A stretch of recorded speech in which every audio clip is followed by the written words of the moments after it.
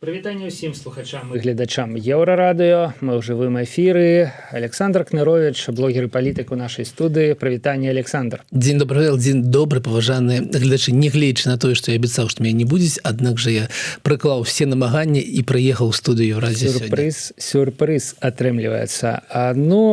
Як звычайна, канцэпцыя наша не змянілася. Будзем абмяркоўваць галоўныя, важныя эканамічныя, палітычныя навіны тыдня.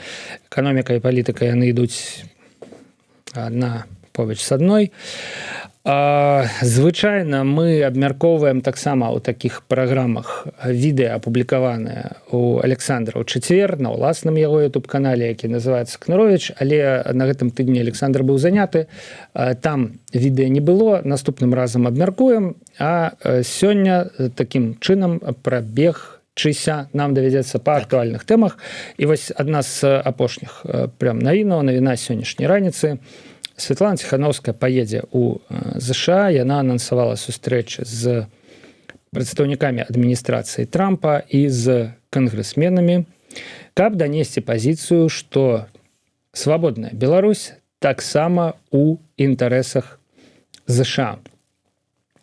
Як вы думаеце, Александр, ці зможа Ціхановская зрабіць дэмакратызацыю Беларусі ізноў прыярытэтам Белага дома, які ўсім сваім выглядам і ўсімі сваімі словамі паказвае, што тое, што адбываецца за межамі Злучаных Штатаў, яго хвалюе мала. І нават ужо Рубіо сёння сказаў, што Трамп губляе інтарэс да перамоваў Расіі з Украінай, нічога не атрымліваецца. Не хочуць гады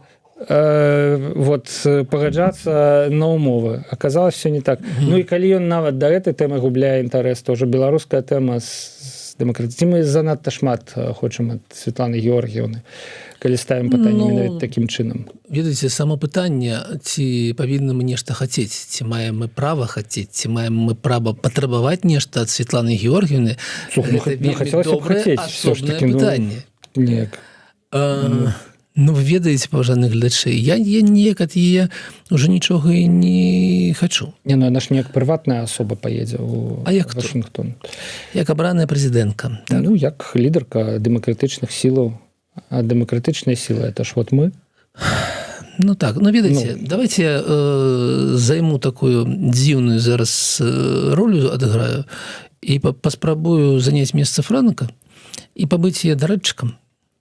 Гэта будзе вельмі, конечно, дзіўна, і Франак, не хвалюся, все на сваіх месцах, все добра.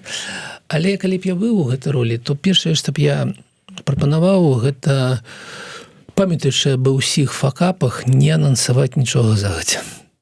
Не казаць аб тым, што ось я еду, я сустракаюсь, я планую гэта вырашыць, гэта сказаць. Все ж такі мы зараз ужо ў такім становішчы, калі трэба казаць не аб тым, што я планую, я паеду, а аб тым, што я вырашыла вось гэта, ці вось гэтае пытанне, зрабіла вось гэта, ці вось гэта, бо час, калі людзі так вельмі аптымістычна ўспрымалі, а вось у нас ёсць лідарка, з якой сустракаюцца кіраўнікі розных дзяржаў, ён ужо скончыўся. Ужо праз некалькі месяцаў, 5 гадоў выбарам 2020 года, і гэта ўжо не прадаецца. Таму я бы прапанаваў ўсё ж такі не анансаваць падзеі, а інфармаваць о дасягненнях. Гэта першае. Другое, ну, не ведаю, вот мне не было тыдзень, я не сачыў за навінамі ў свеце, за навінамі Беларусі, можа, нешта змянілася, але ці падаецца вам, што Трамп ввогуле заінтарэсаваны ў дэмакратыі, у якой-либо краіне? У любой краіне. У любой краіне, у тым ліку ЗША. Мне не падаецца, што ён заінтарэсаваны, ён заінтарэсаваны, ведаеце, у такім дробным гандлі, менавіта дробным, менавіта ось на сённяшні момант ён не думае пра тое, што будзе праз 5 гадоў, праз 4 гады. І таму вось гэты тавар, дэмакратыю Беларусі, я бы не браўся, я бы не ішоў на гэтыя перамовы і не сядаў бы з ім ввогуле за стол ці з яго прадстаўнікамі, таму што гэта тавар, якой ён не збіраецца купляць. Мы з вами калісьці ў гэтай студыі, дакладней, гэта была вашая думка аб тым, што адзінае, што можна пакласці на стол, гэта магчымасць прыпыніць гандлёвыя сувязі паміж Кітаем і еўразвязам. Ці гатовая Ціханаўская стаць у гэтую пазіцыю і агучваць менавіта гэта? Не тое, як будзе добра для людзей у Беларусі, не тое, як будзе добра там, нешта, калі Беларусь будзе прадказальная краіна і будзе падзяляць вось гэты погляд на свет заходняга міру, але зараз мы ўжо павінны казаць Еўропы, ўсё ж такі еўрапейскі погляд на свет. Я не ўпэўнены, што вось гэты менавіты поінт, адзіны, які мы з вами падкрэслілі, гэта тое, з чым паедзе Ціханаўская у ЗША. Іншых поінтаў, у якіх была бы заінтарэсавана адміністрацыя ЗША, я не бачу. Это не азначае, што не трэба ехаць, не трэба размаўляць, але я з чаго я пачаў? У мяне няма ніякіх спадзеваў на вынікі гэтай размовы. Мне ўвогуле падаецца, што пакуль не зменіцца нешта ў ЗША, не зменіцца пункт гледжання на наш рэгіён цалкам, першую чаргу на Расію, на вайну ва Ўкраіне. Магчыма, трэба было бы пачакаць трохі з такімі візітамі. Ведаеце, мне здаецца, што Белы дом можа ўчапіцца за магчымасць падкласці свінню Кітаю, хоць якую-небудзь дробную. Трэба, каб Павел паехал у Вашынгтон. Я думаю, што Франак в парадку, да, можа там таксама што-небудзь сказаць на гэты конт. Што кажа Ціханаўская, анансуючы... Гэты момант выражу ці пакажуць. Анансуючы візіт. Я думаю, што Франак у парадку. Падоўжым. Я не думаю, кажа Ціханаўская, што на гэты момант у адміністрацыі Трампа выпрацаваная хаця б нейкая пазіцыя па Беларусі. Гэта не прыярытэт на гэты момант, але мы бачым, што Дзярждэпартамент робіць спробы па вызваленню палітзняволеных, і мы гэта вітаем. То бок яшчэ можа быць размова пра амерыканскіх грамадзянаў, затрыманых у Беларусі, калі яны яшчэ ёсць. Мы ведаем прынамсі аднаго, гэта Юрай Зінковіч, які дагэтуль застаецца. Хадзілі чуткі, што яго там прывезлі ўжо ў Мінск, што быў гатовы да абмену. Ці ён дагэтуль сядзіць у гатэлі Еўропа, яго нікому не паказваюць, ці адвезлі назад, ці ўвогуле нічога гэтага не было. Як бы ніякае развіцця пакуль што гэтая сітуацыя не атрымала. І мала таго, Лукашенко ўвогуле перастаў вызваляць палітзняволеных. Акты гуманізму пасля выбараў чамусьці скончыліся. У мяне было жаданне, калі ехаў на гэтую размову, звярнуць увагу і вас, паважаных гледачэй, што як хутка скончылася вызваленне палітвязня, і што ўсе словы нашых такіх дэмакратычных лідараў, мейнстрімаўскіх, якія казалі ні шагу у бок Лукашэнкі, ніякіх перамоваў, я не стану на калені, не папаўзу у бок Лукашэнкі, все гэтыя словы, якія вось ён вызваляе таму, што на яго аказваецца ціск, і гэты ціск робім мы, яны не стояць таго часу, які вы іх слухалі. Бо мы бачым, што прайшло некалькі месяцаў пасля выбараў, ніякіх вызваленняў больш няма аб гэтым больш размоў, а гэта азначае, што адзіным сэнсам гэтых вызваленняў было зрабіць перад заходнімі краінамі карцінку некага гуманізму з боку Лукашэнкі, каб яны ставіліся да саміх выбараў, да самого прызнання Лукашэнкі прэзідэнтам Беларусі, то трохі больш лаяльна і не болей затое. І таму, канешне, вельмі цікава было бы вярнуцца на гэты самы трэк і пачаць ўсё ж такі размову не публічна, канешне, аб тым, што мы, нягледзячы на абставіны, павінны неяк размаўляць з тым бокам, каб, напрыклад, каб санкцыі не былі проста санкцыямі, якія ляжаць як некая прылада, але мы ей не карыстаемся, мы не ўступаем у нейкія размовы, не спрабуем нешта зрабіць з гэтым. Вось такія былі ў мяне думкі. Дзякуй Богу, дзякуй таму, што вы аб гэтым нагадалі. Так, для мяне таксама гэта выглядае як вось такія абставіны. Вось мы ў такім клубку тугім маем санкцыі, якія не дапамагаюць пакуль што. Кітай, ну, вызваляць палітвязні, прынамсі, да? Кітай, якому гэтыя санкцыі могуць зашкодзіць крыху Трампа, які хоча зашкодзіць Кітаю, хаця, магчыма, для яго гэта, ну, занадта дробная нейкая рэч, каб увогуле пры яе размаўляць. Ціхановскую, якая едзе ў Вашынгтон, каб нейкім чынам абазначыць, вярнуць усё ж такі Беларусь у парадак дня.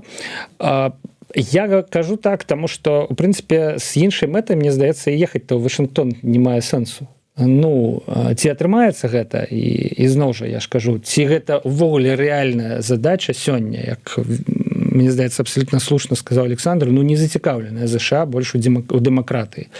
І ў Беларусі ў тым ліку. І што мне асабліва спадабалася, і ў США ў тым ліку. Да? Так. Ну, як бы звыш задача, ну, можа быць, Ціхановская і звыш чалавек. Чаму? Звыш задача, звыш мэта. Ціхановская такі супергерой беларускі, да? Вернуць дэмакратію ў ЗША. Make демократия great again. Да, і праз Беларусь. Ну, гісторыя ЗША шмат звязана з нашымі землямі, эпахальнага, можа быць, чарговая слаўная старонка. Ладно, паглядзім, што будзе. Спадзяюся, што будзе нейкі плён, а вось дзе пакуль што ніякага, амаль ніякага плёну няма, дзе мы ходзім все вакол нейкай чорнай дзіркі і не разумеем дагэтуль, што адбылося, хаця ўжо прайшло там ад знікнення Анжэлікі Мельнікавай ўжо можа быць амаль месяц, да, ад таго, як пра гэта паведамілі, ўжо прайшло 3 тыдні. Гэта вось гэтая справа з Анжэлікай Мельнікавай. То бок, все, што цяпер вядома, все, што робіцца, ну, скажем, не праваахоўнымі органамі, потому что мы не ведаем, што робяць, напрыклад, польскія праваахоўныя органы, што робяць брытанскія праваахоўныя органы. Все, што робіцца вось гэтай публічнай прасторай, гэта сфера здагадак і, ну, нейкіх спробаў падступіцца і нейкіх такіх вельмі дробных кавалачкаў інфармацыі, якія абсалютна не даюць ніякіх адказаў. Я нават бачыў сёння пост про тое, што не варта было все это рабіць, таму што это все спекуляцыі. Я не прытрымліваюся такой думкі, гэта не спекуляцыі, все ж таки мы даведваемся. Напрыклад, Белсат даведаўся учора, што беларуская міліцыя не шукае Анжэліку Мельнікову, нягледзячы на, ну, вось 3 тыдні шуму, скажем так. То бок, мяне шукае, Александр, вас шукае, а Анжэліку Мельнікову, вот, якая знікла, реально, да? Мы с Александром не знікалі. Якая дзіўная карціна. Анжэліку Мельнікову не шукае. Вот. Ну, не чулі, не свіжае нічога пра тое, што чалавек абвешчаны ў розшук. Мала таго, што сваякі мусяць звярнуцца. Хаця міліцыя, у прынцыпе, сама можа пачаць справу па фактах, напрыклад, паведамленняў у медыях, такое здаралася. А сваякі ўжо нам, Еўрарадыё, сказалі, што, ну, прынамсі муж, да, што ён не бачыць сэнсу звяртацца ў міліцыю з гэтым кейсам. Што ён меў на ўвазе, чаму ён не бачыць сэнсу, ён ізноў жа не сказаў, але, ну, вот не бачыць. Да? То бок, міліцыя не будзе шукаць Анжэліку Мельнікову, беларуская. Хаця ўжо нават Лукашенко сказал им, знайдзіце, они там згубілі, ну, знайдзіце. Александр, ёсць у вас якія-небудзь апдейты з гэтай нагоды, ці вось вы выключыліся на тыдзень, як это вернулись, а тут у вас нічога і не адбылося, да? Вот, ну, все по-старому. Ведаеце, па-першае, я нагадаю, што мы мінулым разам казалі аб тым, што зараз у фондзе ёсць новы кіраўнік, які павінен там вельмі так хутка распавесці аб тым, куды ж пайшлі грошы, якім чынам яны пайшлі, і гэта была бы падстава для таго, каб рабіць новыя ці спекуляцыі, ці версіі, уж як вам падабаецца, болей так і кажыце аб гэтым. Пакуль гэтай інфармацыі няма. Калі не будзе яшчэ тыдзень, гэта будзе азначаць толькі тое, што яна настолькі непрыемная, што няма жадання вырашылі яе не агучваць. Да. Гэта першае. Ну, чакаем, але чакаем. Па-другое, ну, вось з гэтых такіх невялікіх паведамленняў ад былога мужа ці сапраўднага мужа, як піша польская прэса, хаця я не разумею, адкуль польская прэса можа ведаць, ці яны развяліся ці не. Ну, бог с ним. Так вось, для мяне гэта азначае, што муж ведае як мінімум, што яна не ў Беларусі, што падаваць заяву ў міліцыю беларускую міліцыю няма сэнсу. Ну гэта зноў, ведаеце, некая такая грань спекуляцыі маёй, таму што нехта пазваніў, нехта нешта запытаў, ён неяк адказаў на гэтае пытанне. Але калі ўсё так, калі вы ведаеце, што гэта так, гэта азначае, што ён ведае трохі болей за нас. І маці ведае трохі болей за нас. І вось такія з таго высновы. Але там яшчэ пытанне важнае. Так. А што цяпер адбываецца ў каардынацыйнай радзе? Ну, я так разумею, што абавязкі спікеркі выконвае Стася Глінік, якая была віцэ-спікеркай, стала спікеркай, да? Ну, але так можа працягвацца колькі часу увогуле? Ну, у маём разуменні месяц, не болей. А далей у нас павінны адбыцца новыя выбары і спікеркі, і віцэ-спікеркі. Ідзе да гэтага, абмяркоўваецца гэта неяк? Ці проста, давайте пачакаем, раптам Анжэліка знойдзецца там і цішыня? Ну, я нагадаю, што зараз у нас у каардынацыйнай радзе тое, аб чым мы ўжо вельмі доўга не казалі нічога. Ёсць кіруючая партыя. Лукашенко. Ох, ты ж, привет, Зігмунд Фрейд. Латушка Ціхановскай. Не, все может быть, конечно, але ладно. Не будем. Давайте на эту тему не будем спекуляваць. Да? У нас ёсць кіруючая партыя, якая зрабіла тое, што яна зрабіла ў мінулым годзе. Яна паламала статут, яна сябе падпарадкавала ўсю каардынацыйную раду, у тым ліку і медыякаманду, якая пачала працаваць цалкам на Павла Латушка, не ведаю, для чаго яму другі канал, але пачала працаваць.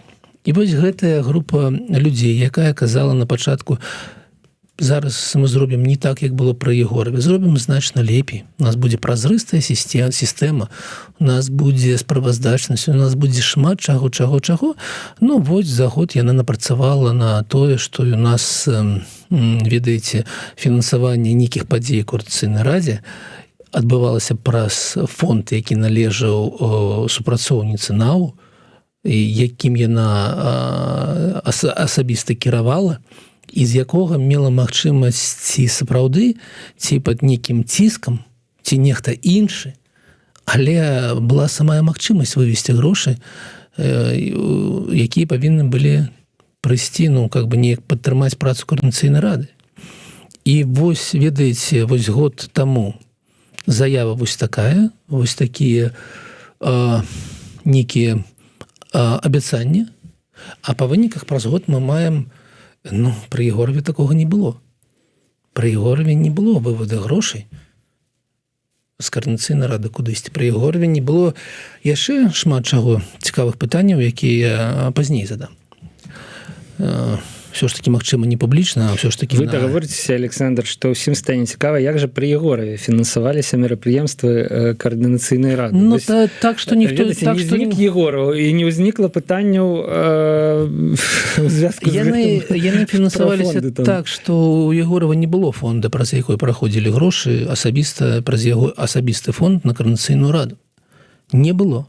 Гэта першае, па-другое, ніякія грошы нікуды не зніклі.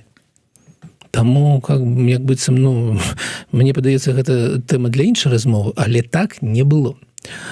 Вось, і таму мне падаецца, гэта правал, гэта мае сэнс вельмі сур'ёзна абмяркоўваць. І, канешне, на новых выбарах новага спікера ці спікеркі, канешне, мы будзем прапаноўваць все ж такі некую іншую фігуру. Мне падаецца, гэта добры момант, каб ўсё ж такі неяк абнавіць працу каардынацыйнай рады, все ж такі вярнуцца да некага збалансаванага стану, а не так, што каардынацыйная рада гэта частка офіса ці частка НАУ, а каб узначаль каардынацыйную раду як спікер ці спікерка все ж такі, больш нейтральная хаця б фігура, не так прывязаная, ведаеце, не можа Стася Глінік быць адначасова гэтай самай супрацоўніцай офіса. таких самых наўпроставых адносінах з офісам і адначасова быць віцэ-спікеркай Координацыйнай рады пры ўсей павагі да Стасі Глінік, канешне, так. Ну, бачыце, кадровый голод, недахоп людзей, а Светлана Тихановская не можа 150 тысяч пакистанцаў, ведаеце, паклікаць у Польшу, у Літву, там, давай, хорошо, вот ты в офісе працуй, ты в Координацыйнай радзе, там, а вы яшчэ там дзе-небудзь. Недахоп людзей, але ж не настолькі ж недахоп людзей. Таму мне падаецца, што гэта той момант для Координацыйнай рады, калі яно, ну, як структура, як асобная незалежная структура, ці зробіць нейкія высновы і трохі зменіць свой погляд на свет як структура. Ці зноў мы будзем бачыць такое працісканне, нягледзячы на ўсе скандалы, на ўсе факапы, на грошы, якія зніклі. І яшчэ раз падкрэслю, гэта ж нехта прыдумаў, што вось ёсць асабісты фонд, куды ідуць грошы на Координацыйную раду. Так вось, мне падаецца, ці мы ў гэтым месцы нешта зменім, ну, ці будзе азначаць, што будзе яшчэ адзін крок да такога едзінакіраўніцтва, как по-беларускі бы сказаць, так едзіначале. Складана, да, тут мы... Аўтарытарызму будзем казаць аб гэтым так. І, ну... Ввогуле, я б сказаў, што ў гэтай сітуацыі мы мусім не перакладаць словы з расійскай мовы на беларускую, а прыдумляць свае нейкія, да? Але гэта складана. Вось. Ну, зразумела, што хацеў сказаць Александр, да? Так, ну, завышэнне поля... Цэнтралізацыю ўлады, да, вот это ўсё. Таму мы будзем настойваць. Я не магу ўзяць на сябе нейкія тэрміны, але ў нас ідуць размовы ў фракцыі аб тым, што ўжо пара неяк так аддзяліць гэтую справу асабістую фізічнай асобы Анжэлікі Мельнікавай, справы Координацыйнай рады, справы Координацыйнай рады рухацца далей, зрабіўшы некую працу над памылкамі.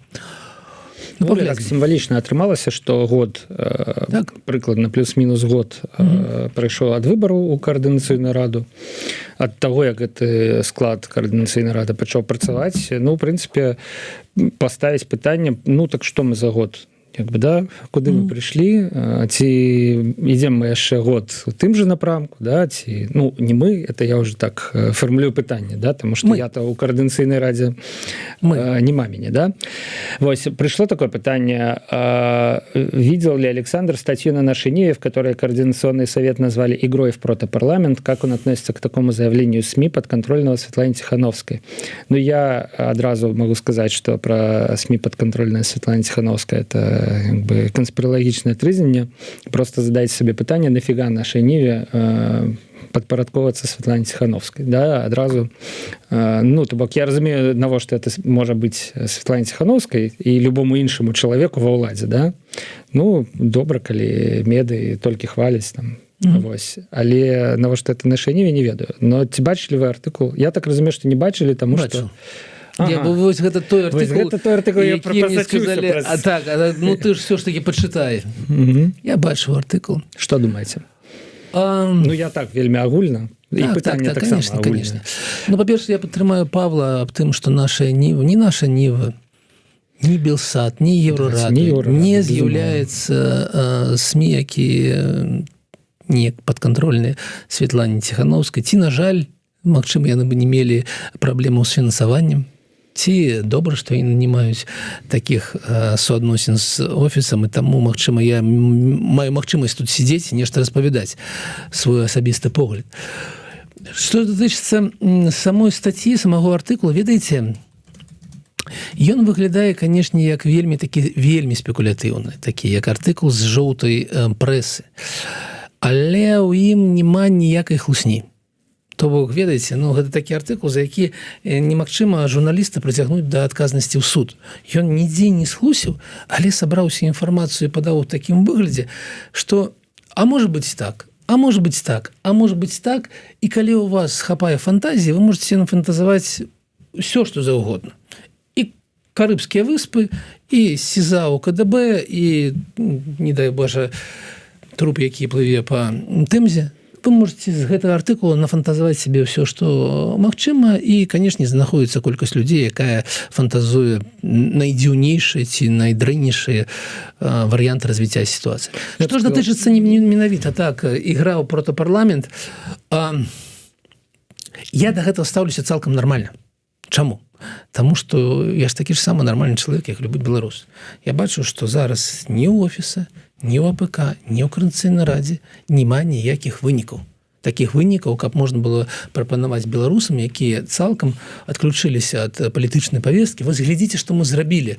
Давайте ўмесце разам зробім яшчэ нешта. Гэтых вынікаў няма, і таму ўсе крытычныя такія стрэлы, все такія, ведаеце, заўвагі, шпілешкі гэтых журналістаў, яны маюць пад сабой аснову. Гэта не азначае, што офіс ці Коордынацыйная рада павінна самараспусціцца і працаваць. Яна павінна знайсці для сябе такую форму існавання, каб прыносіць карысць беларусам. Ад крытыкі, ведаеце, ад крытыкі яна не павінна заплюшчыць вочы і пайсці: ой, я не заўважаю, ой, я так расчарваўся ва ўсім, што мы больш нічога не будзем рабіць. Гэта крытыка для таго, каб ты зрабіў лепей. Таму я нармальна стаўлюся. Гэта нармальныя адносіны канкрэтнага журналіста і вялікай часткі беларусаў да такой сітуацыі. Тым больш, што цалкам дэпрэсія пасля паразы на выборах 2020 года, будем называть гэта так, пасля пачатку войны, пасля прыхода Трампа, які сказаў: а чаго, Путін сябра і так далей. Я разумею цалкам такое дэпрэсіўнае стаўленне, і трэба, ведаеце, каб быць дэпрэсіўным, каб быць крытычным, каб казаць: а што яны ўсе там грантасосы, толькі грошы чужыя пілуюць і ўсё. Для гэтага не трэба многа ума, розуму. Для гэтага не трэба шмат намаганняў. Гэта, ведаеце, гэта такая тэма, якая сама каціцца з гары. І калі ты трохі падштурхоўваеш, пытанне да цябе маральнае, які ты сам журналіст, калі ты так дапамагаеш таму, што і так адбываецца. Таму стаўленне цалкам нармальнае, крытыка справядлівая, якіх-либо карысных высноў, якія маглі бы дапамагчы камусьці ў гэтым артыклі, я не бачу. Таму, як было у Высоцкага, прабачце, перайду на мову оккупанту, толку было с его правды, как с козла молока. Но и вреда, однако, тоже никакого. Ладно, Александр отказал на пытание. Это хорошо, толку никакого, но и вреда никакого. Яшчэ одно пытанне, і вось уже такое больш крыху надзённае, менш абстрактнае. Чаму ў Беларусі прапала бульба і капуста? Вот што, оказывается, турбуе людзей. Як гэта пытанне будзе вырашацца дзяржаўным кіраўніцтвам? Ваше меркаванне? Пераходзім да сапраўды важных пытанняў. Коордынацыйная рада, Тихановского ЗШ, Мельникова. А вось бульба, палітвязні, это важно, але бульба... Слушайте, давайте мы все-таки себе дозволим трымаць наш с вами настрой цалкам и дозволить себе жартовать в наших тяжких обстоятельствах. Иначе что еще застаецца? Так вот, как бы бульба, капуста. Ведаеце, уважаемые мои, все, что я могу в этот момент сказать, перелесните вось наши эфиры там 4 месяца тому, ці 6. Поглядите то, что я здымаў там 4 месяца тому наконт бульбы, наконт тых падзей, якія адбываюцца. Тады ўсё было зразумела, што будзе далей. Не было ніякіх сакрэтаў, не было ніякіх такіх варыянтаў развіцця падзей, таму што калі вы не сабралі бульбу, так яна не вырасціць у лютым ці ў красавіку. І ж яшчэ трохі зарана. Таму, па-першае, Турчын нармальны хлопец і зрабіў все правильно. Прэм'ер-міністр Турчын сказаў: все, мы скончылі з кіраваннем гэтымі самымі цэнамі. Ён, канешне, зрабіў такі відзе заўвагу, такую коску аб тым, што вось у нас есть супавы набор, які мы будзем, варшавы набор, які мы будзем все ж таки так падкіроўваць, і таму мы потым пакажам, што адбываецца з цэнамі прост на бульбу ці на капусту. Цалкам ён зрабіў умовы, каб у верасні бульба ўсё ж таки была. І таму, калі яе зараз 1 мая пасадзіць, ці ўжо, напэўна, цепло ўжо садзіць бульбу у дастатковым памеры, не так, як у мінулыя 2 гады, калі было зразумела, што ўсё, нельга зарабіць грошы, і таму бульба колькасць скарачаецца на траціну. Не, пасадзіць нармальна, як у мінулыя гады, таму што цяпер няма такіх абмежаванняў на прыбытак з гэтай самай на рост цэну. Таму у верасні, напэўна, ўсё будзе добра. Пытанне, што будзе за гэтыя 4 месяцы. Тое, што зараз адбываецца ў беларускіх крамах, гэта, канешне, смеху варта. Прапагандысты, якія казалі: у нас все вельмі добра, а зараз мы бачым найцікавейшыя падзеі. Дзякуй людзям і тиктоку, бачым тую Так. бульбу, якая прадаецца ў Так, беларускіх так, крамах, і это, конечно, просто слёзы. Ну, так гэта же яшчэ красавік. Просто хочется плакаць, да. Яшчэ 4 месяцы трэба пратрымацца. Ну, пачнецца, конечно, маладая бульбачка, Ну, так. па зусім іншых коштах, конечно. Напэўна. Але тым не Таму, менш. што будзе, у верасні ўсё будзе добра. У верасні мы забудзем пра гэтае пытанне і перастанем яго абмяркоўваць, таму што ўсё вернецца на свае колы. А вось што будзе да гэтага, будзе скарачацца прапанова беларускай бульбы. Будзе вось такія дзіўныя рэчы, якія мы там трохі пазней абмяркуем. Будзе, напэўна, завоз гэтага самай бульбы з Егіпта, ці не ведаю, з Турцыі, дзе яна там расце маладая, дзе яна паспявае, і дзе не такая вялікая розніца ў коштах, як Беларусі. Будзе вось такое вырашэнне праблем, і будзе, ведаеце, такое жаданне не абмяркоўваць, задача жаданне так заплюшыць вочы і казаць: ай, ну не атрымалася, накасячыў галоўчынка і накасячыў. Мне дагэтуль цікава, што ж яму не далі дапрацаваць. Ён жа, калі б ён шоў гэтым мог даціснуць уже беларускую бульбу канчаткова, да? Да, і бульбу, і капусту, і цыбулю, і ўсё астатняе. Таму вось так, давайте паразмаўляем пра рост коштаў на іх. Да, вось давайте паглядзім на цікавую карцінку. Карцінка пра тое, якія меры прынятыя. Прабачце за тое, што крыху дробны шрифт. Верхні радок — гэта у нас бульба, а другі радок, наколькі я памятаю, гэта капуста. Да? Ось якраз тое, пра што пытаўся наш глядач і слухач. І мы бачым, што зрабіў, уласна кажучы, урад, каб выйсці з таго тупіка, у які папярэдні ўрад, папярэдні прэм'ер-міністр як бы загнаў сітуацыю. Максімальныя кошты, але, бачыце, гэта на немытую бульбу. То бок у крамах прадаецца, а у красавіку і ў траўні 25-го года ўжо 1,5 рублі. Рост 50%. З капустай яшчэ больш жорстка, да? Рост у 2 разы. Гэта бульба не мытая, а капуста просто звычайная. Просто за выключэннем раней і нема, як бы цяпер. То бок урад дазволіў, і мы бачым, што скачок адбыўся паміж сакавіком і красавіком. Вось бульба ад 1,1 до 1,5, капуста ад 1,37 до 1,8. Здаецца, робіць умовы, каб вернулася бульба ў нейкім выглядзе, хаця б нейкая нармальная у крама. Вось не хаціце танней, вось вам крыху даражэй. Што мяне здзіўляе? Перад тым, як, Александр, дам вам слово, што мяне здзіўляе, гэта тое, што на відэа, якія з Беларусі прыходзяць, мы бачым зусім іншыя цэннікі ўжо на мытую бульбу. Вот свежая ёсць, дзе кілаграм бульбы каштуе 4 рублі. А мы абмяркоўвалі з вами, дзе кілаграм бульбы каштуе 3,20. То бок вот долар, да, тут уже $1.30 каштуе кілаграм бульбы. Это што адбываецца? Это замыццё бульбы. Вот за час, які бульба праходзіць пад вадой недзе, у вадзе, да, яна даражэе у 2 разы, а то і ў 2,5 разы. Вось, ўжо мытая бульба ў крамах, яна... Слухайте, давайте так, вельмі цікава. Вось, калі читаеш падручнік эканомікс, вось гэтыя прыклады, яны павінны быць там у падручніку, бо цалкам усё як прапісана. Мы павінны былі вернуцца яшчэ да абмеркавання таго, што там цалкам напісана, бо там лічбы, ой-ой-ой, якія цікавыя. Што датычыцца бульбы, то у нас же гэта ўжо было.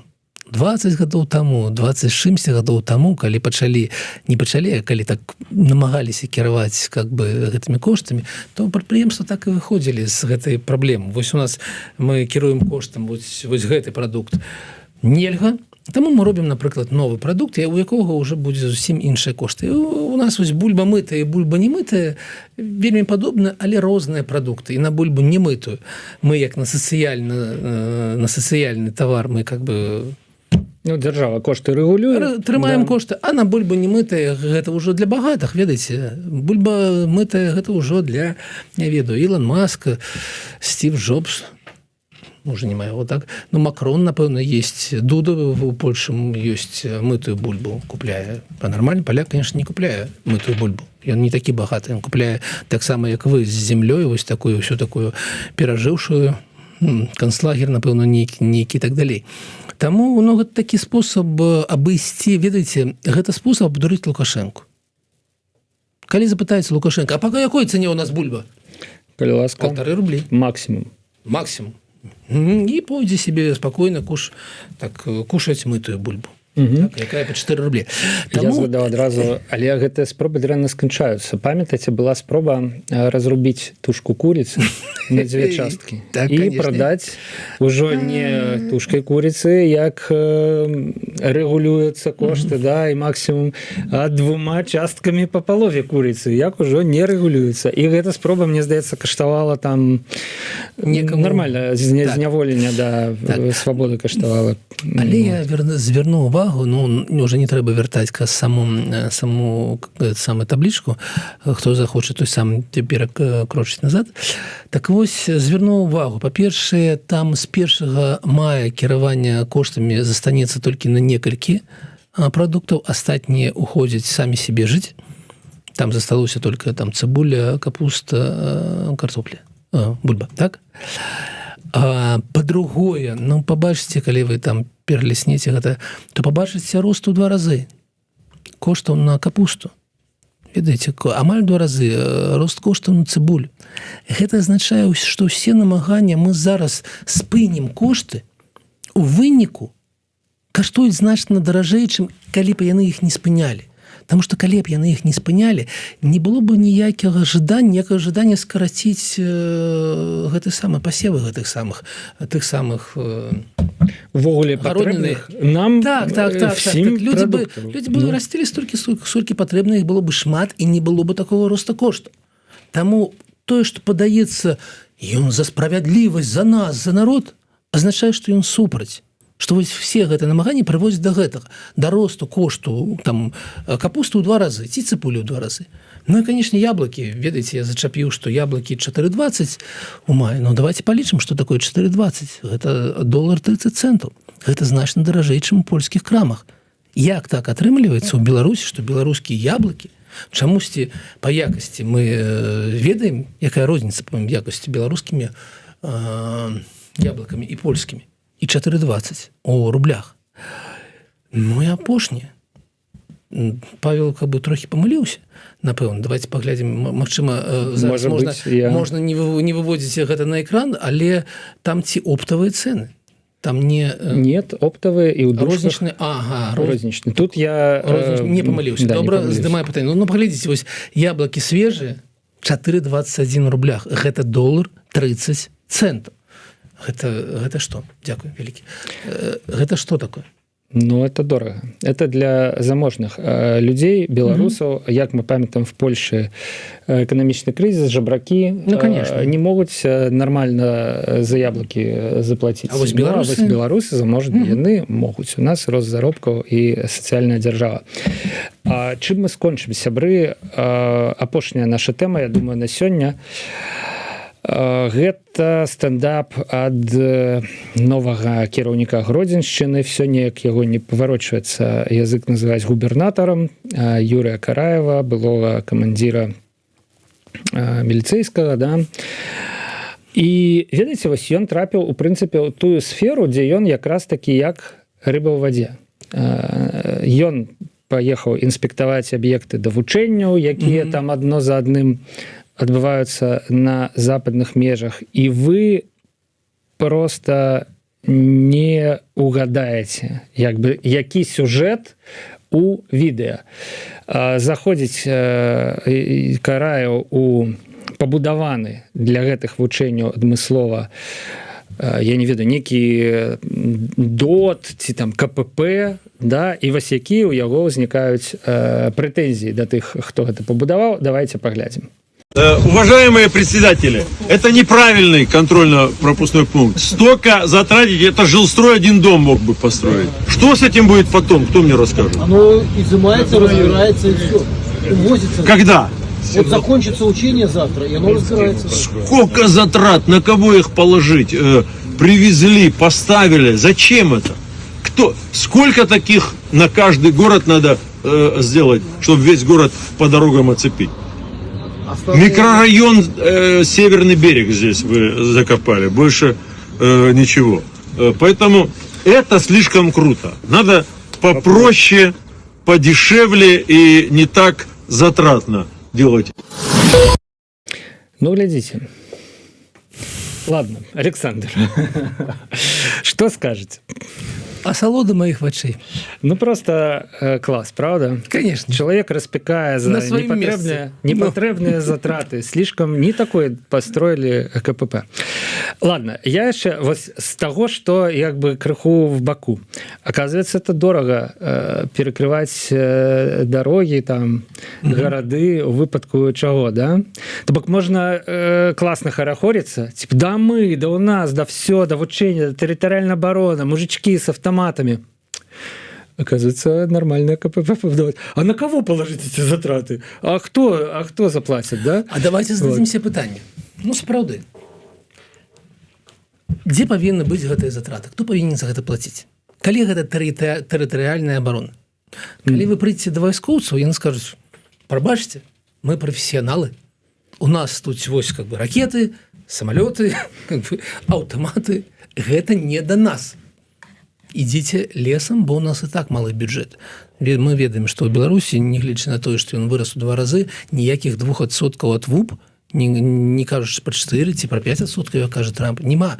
У нас дагэтуль ваенныя гэта жабракі сапраўдна, нягледзячы на тое, што нешта там вырасла.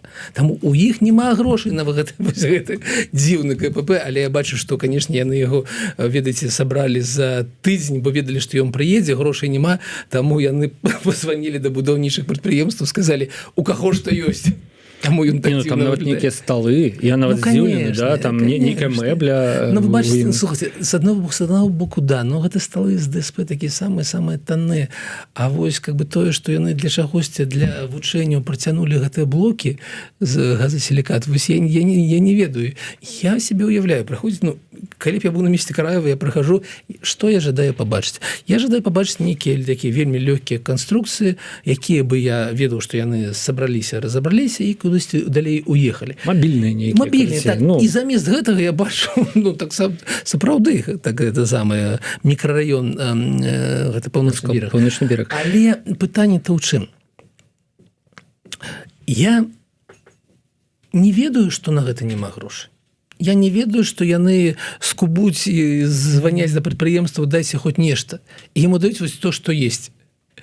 Я не ведаю, што няма ніякай тэрытарыяльнай абароны.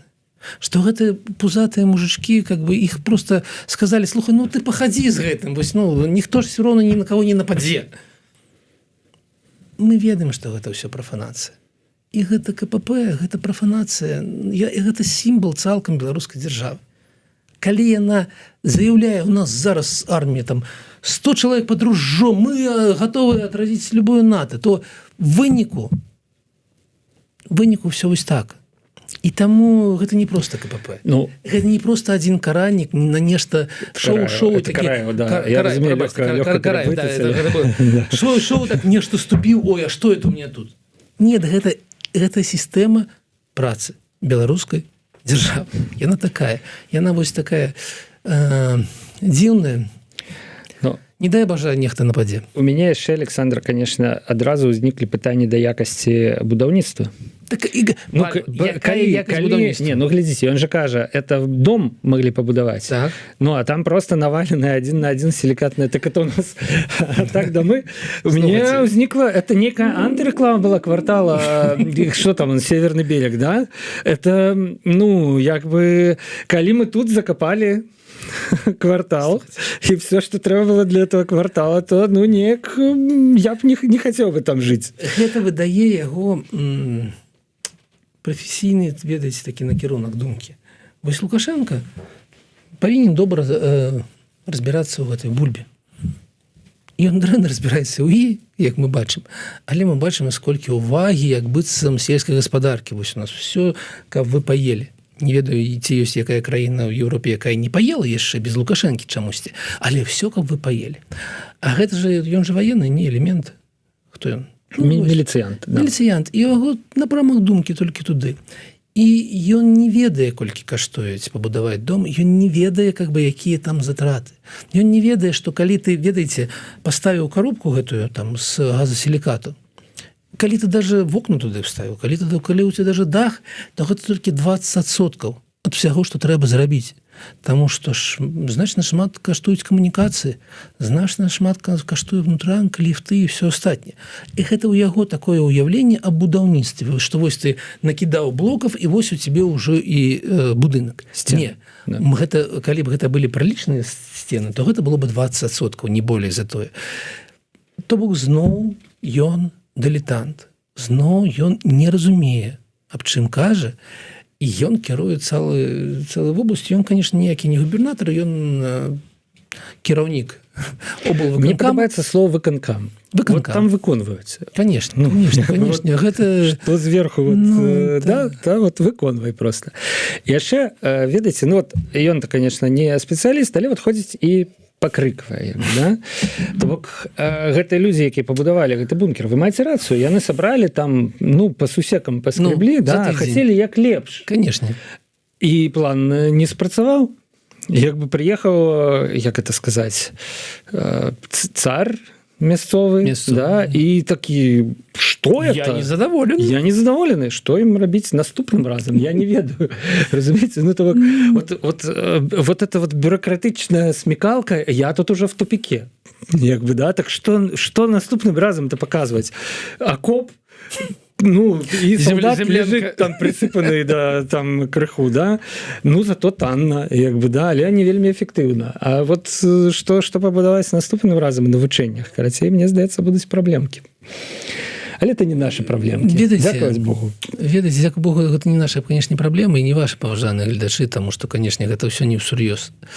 Але гэта так дзіўным чынам мне ўнутры пераклікаецца з гэтымі самымі 150 тысячамі пакістанцаў, ці з майнінгам на беларускай АЭС, ці з чымсьці іншым. Гэта агульная праблема ў якім сэнсе? Гэта спроба вельмі простымі спосабамі вырашыць складанае пытанне. Складаным пытаннем з'яўляецца адсутнасць магчымасці Беларусі абараняць сябе.